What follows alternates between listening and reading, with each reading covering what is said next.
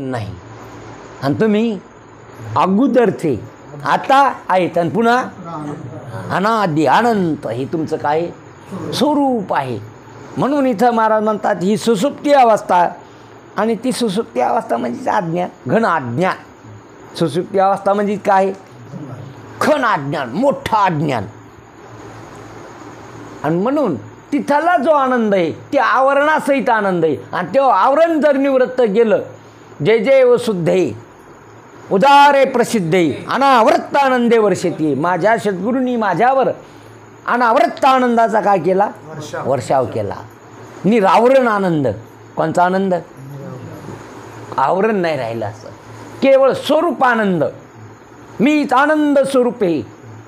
काऊन की जे सत आहे ते चित आहे, जे चित आहे तेच आनंद स्वरूप आहे. म्हणून तुम्ही सच्चित आनंद स्वरूप आहात. हे माझ्या लक्षात आणून दिलं माझ्या गुरुनं. म्हणून सुसुप्ती अवस्था ही माझी नाही, मी त्याचा साक्षी द्रष्टा आहे. जसं जागृतीचा मी द्रष्टा आहे, स्वप्नाचा बी मी साक्षी आहे, द्रष्टा आहे, तसा सुसुप्तीचा मी कोण आहे? द्रष्टा आहे. मी पाहिली सुसुप्ती, मी आज जाणली, मला कळाली की काहीच नव्हतं हे मला कळालं, केवळ सुख होतं हे बी मला कळालं. म्हणजे मी तिथं होतो आणि कसा होतो? त्या सुसुप्तीचा साक्षी होतो, हजर होतो. मी पाहिली. काय पाहिली? तुमची झोप कोणी पाहिली? हे तुम्हाला झोप लागली का नाही लागली ही कोणाला कळालं? हां, आता तुम्हाला झोप याली हे महाराजाला कळायलं का? हे असं जरी करता तुम्ही बरंच असे डोळे असे करीत असल्यात तरी मन काय करायले? हां, मन गुंगाऱ्या मारायले, असं झटके मारतं. ती मान म्हणते आता बंद करा, बंद करा. ती करते मान, आता काय करा? बंद करा. ती सांगती महाराजाला आता काय करा? बंद करा. ती खुनी ती महाराज करते. हां, नाही तर मग म्हणून ज्याची त्याला प्रत्यक्ष आहे झोप. तुमची झोप यायला प्रत्यक्ष नाही, यायची झोप तुम्हाला प्रत्यक्ष नाही, पण झोपीतलं सुख तुमची तुम्हाला काय आहे? प्रत्यक्ष आहे. झोपीतलं सुख जाग्या माणसाला नाही. झोपीतलं सुख कोणाला नाही. आणि झोपीतलं सुख कोणाला आहे? मग ज्याची त्याला. जशी जेवलेली तृप्ती ज्याची त्याला, तसं झोपीचं सुख ज्याची त्याला. तुम्हाला, तुम्ही तिथं साक्षी आहेत त्या झोपीच्या सुखाला पाहणारे द्रष्टा. ए कारण लिहानाम आठ तत्व कहीं बीज तत्व एमा नाही. पुढं पाहू आपण चोपाई. कारण देह म्हणजेच अज्ञान. कारण देह म्हणजेच काय? अज्ञान. आणि सुसुप्ती म्हणजेच घन अज्ञान. सुसुप्ती म्हणजेच काय? भयानक. सुसुप्ती म्हणजेच घन अज्ञान. आणि हे जागृती आणि स्वप्न तिचा विस्तार आहे, तिचे फळ आहेत ते. त्या जागृती आणि स्वप्न, सुसुप्तीच उडाली तर जागृती उडाली आणि स्वप्न उडाली. कोणची उडाली? सुसुप्ती अवस्थाच नाही राहिली, जागृती बी गेली आणि स्वप्न बी गेलं. म्हणून ध्यानात घ्या. आपली जी लिंक लावली ना आपण, हा स्थूल देह सगुण आहे, जड आहे, भौतिक आहे, दृश्य आहे, त्याला काही कळत नाही. याच्यात असणारा सूक्ष्मदेह आणि सूक्ष्मदेह हाच स्थूलदेह नाही, म्हणून कल्पित हे तो खोटा आहे. सूक्ष्मदेह कारण देहात नाही म्हणून तो बी कसा आहे?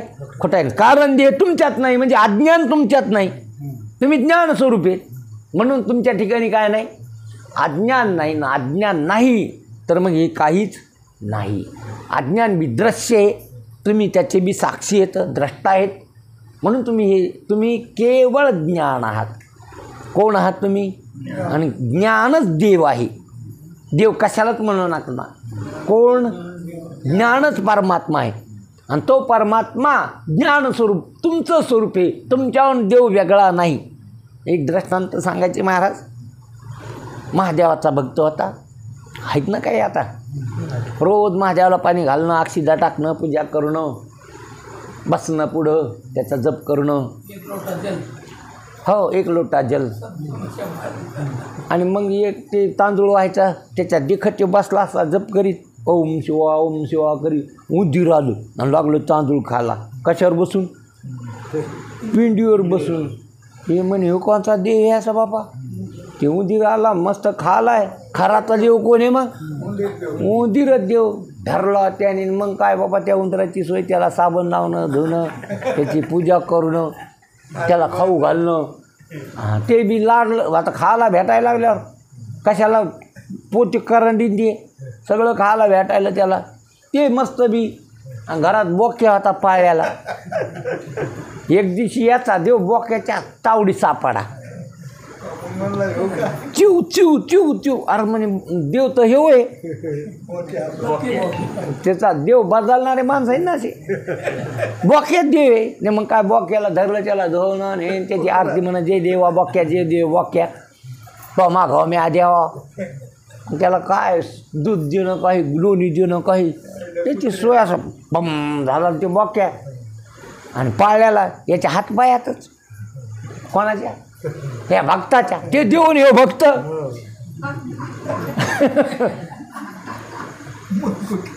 इतकं कुत्र होतं मोठ्या. आता हे माणसाला ना कोण, हे देव झाला ना. याला स्वतंत्र कुठं फिरायचं. एक दिवस कसं का कुत्र्याच्या मधात आला. आता कुत्र्याच्या मधात बोक्या आल्या. ते देव का काय कुत्र्याला कशा झाला? देव कुत्रं थोडं त्याचं भक्त होतं. बोकता होता कुत्रं त्याचं.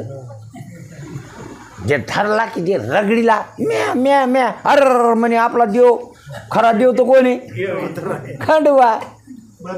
त्याला निवदन गिवदन लगे ग हाय का नाही? तुम्ही करता का नाही? येळकोट जय महाराज. एवढा निवदो कोणाला? त्या दिवसाच्या एका दिवसापुरता का होईना पण तुमचा का होतो देव. देव होतो तसा. ज्याने कुत्र्यालाच मग त्याला लगे आंघोळ बिंघोळ घालणं, त्याला लगेच पुसणं पासणं, महाग साबण आणणं, रामबाबाची साबण आणणं, साबण चिक्कू लावायचं, पुन्हा त्याला चिक धुवून काढायचं, चांगली नवी टावेल आणि त्याला पुसायचं. त्याचं सगळं वेगळंच. कोणाचं? कुत्र्याचं. त्याची आरती करणं, पूजा करणं, त्याला बसायला आसन. आणि असं ते इतकं लाडवलं कुत्रं. हे झोपला तिथं झोपायचं याच्या गादीवर.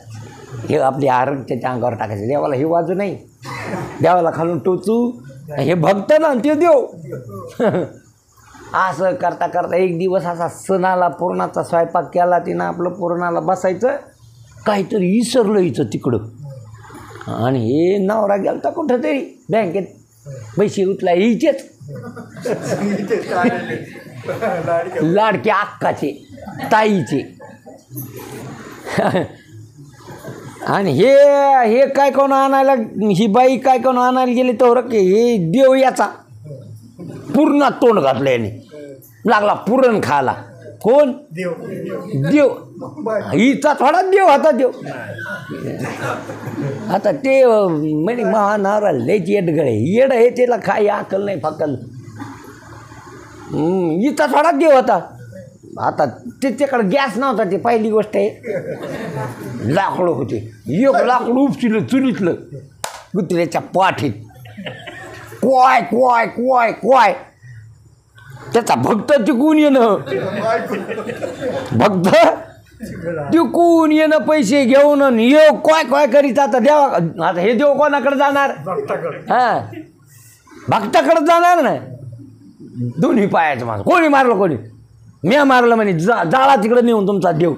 अरे म्हणे देव तर आपल्या घरातच आहे. देव कुठे आहे? घरात आहे. मग काय बाबा तिला पलंगावर तू काहीच करू नका. आता तर मीच करतो. आता स्वयंपाक हे नीट करायचा.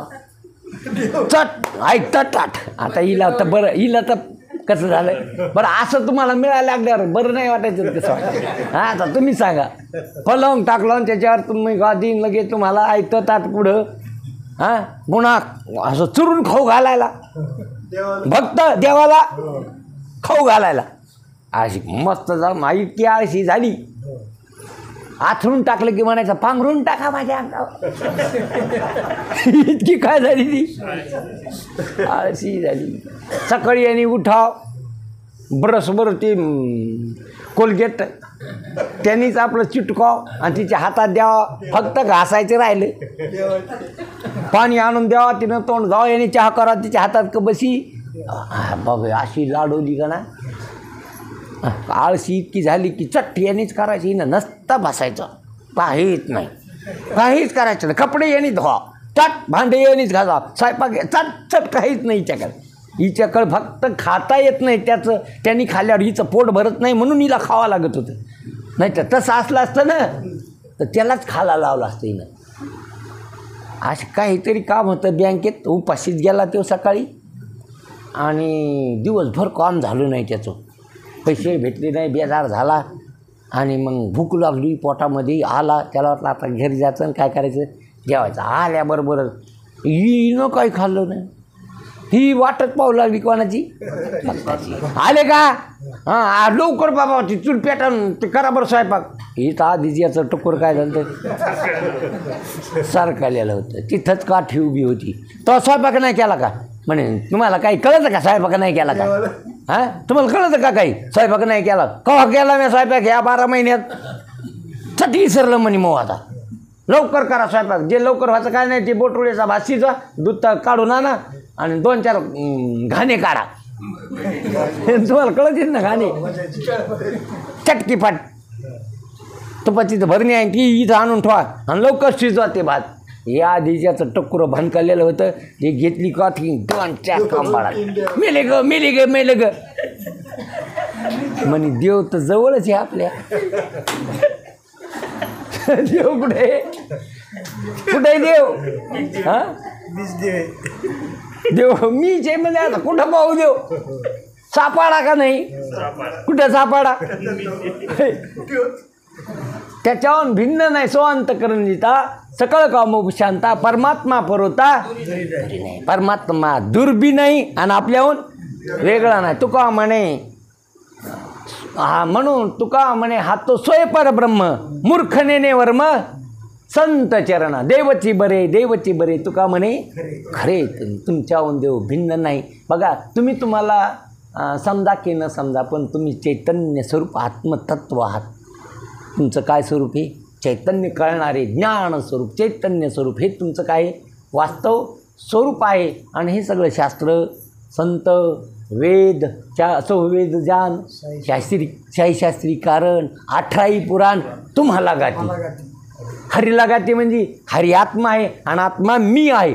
कसं गाती, हरी गाते. हरी म्हणजे हरी कोण, आत्मा, आणि आत्मा कोण, मी. म्हणजे कोणाला गाती, मीलाच गाते. तुम्हाला तुमचं गायन करायला वेद भाड झाला तुमचा, म्हणून असं तुमचं वास्तव स्वरूप आहे हे कळून घेणं फार महत्त्वाचं आहे. उद्याचा विषय उद्या पाहू. पुंडलिका वरदी.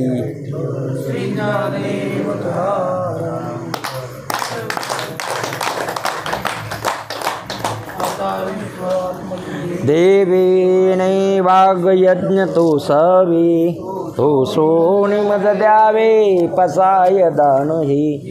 कळाची व्यंकटी सांडो, तया सत्कर्मे रती वाडो. भूता परस्परे जडो, मैत्र जीवांचे दुरिताचे तिमिरा जावो. विश्वासधर्म सूर्य पहावो, जो जीवांतील तो ते लाहो. प्राणी जात वर्षत सकळ मंगळी, ईश्वरनिष्ठांचे मांदियाळी. अनाव्रत भूमंडळी भेटो, तया भूता चला कल्पतरुची आरव. चेतना चिंतामणी ते गाव, बोलती जे अर्णवा पिभूषांचे. चंद्रमे जे अलांछन, मार्तंड जे तापहीन.